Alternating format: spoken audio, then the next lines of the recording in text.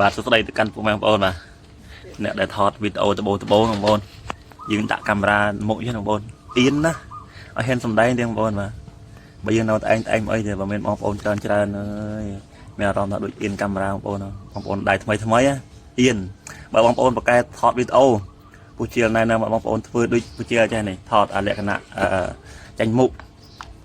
ដាក់កាមេរ៉ាបែរមកយើងវិញតែភាគច្រើនការពូជារៀនធ្វើវីដេអូត្បូងគឺពូជាដាក់កាមេរ៉ាទៅនោះបែរទៅនោះវិញអត់ថ្ងៃឃើញមុខទេបងប្អូនណាបើសិនជាបងប្អូនហ៊ានធ្វើវីដេអូអញ្ចេះខ្ញុំជឿជាក់បងប្អូនអាសាថតវីដេអូ Facebook បងប្អូននឹងរីកធំជឿជាក់បងប្អូនណានេះជាបទពិសោធន៍ពូជាតែតែកន្លងមកពូជាបានឆ្លងកាត់ណា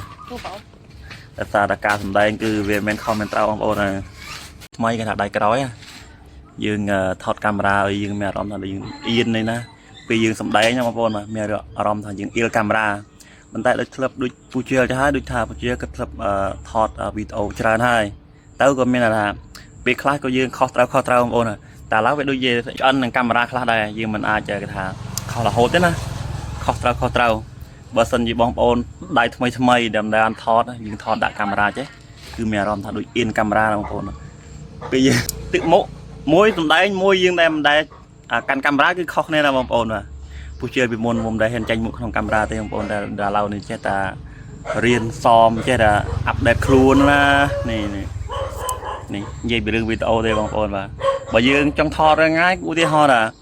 ពីដំបូងអានេះពូជាគិតតែចែករំលែកពីបទពិសោធន៍ដែលពូជាធ្លាប់ថតកន្លងមកដោយសារតែយើងរៀនអត់មានថាចង់ចេះចង់រៀនយើងអត់គ្រូណាយើងចាឆ្ងល់យើងសួរគេទៅណាបើថាការសម្ដែងនេះគឺបងប្អូនបាទជឿហើយខុសត្រូវបងប្អូនបាទបើថានៅតែឯងចេះអាចបើថាមានបងប្អូនយើងច្រើនតែបងប្អូនដែរថ្មីគឺគាត់មិនអាចធ្វើបានទេបងប្អូនអានឹងគេថាយើងត្រូវតែលូតដំខ្លួនឯងសមត្ថភាពខ្លួនឯងបើបងប្អូនហ៊ានចាញ់មុខវីដេអូចេះមិនយូរទេបងប្អូននឹងមានគេ skill ពីមួយថ្ងៃទៅមួយថ្ងៃបងប្អូនអាសាផុសវីដេអូទៅគឺចេះតែមានអ្នកមើលច្រើនបងប្អូនណានេះគឺជាការចែករំលែករបស់ពូជាដែលពូជាធ្លាប់បានឆ្លងកាត់ពីមុននេះព្រោះការថតវីដេអូដូចពូជាកាញ់ថតកន្លងមកដែរពូជាថតវីដេអូដាក់ក្នុង YouTube ពេលខ្លះពូជាចំណាយមាន2ថ្ងៃ3ថ្ងៃក៏មានដែរក្នុងមួយវីដេអូតែពូជាកាត់យកតែត្រឹមតែ3 4 5នាទីដោយសារតែពូជាអត់សមមាននិយាយទៅពូជាថតតែឯងតែម្ដងពីមុនបងប្អូនដល់កាត់ដប់កាត់ព្រៃដល់ឡៅដោយសារតែពូជា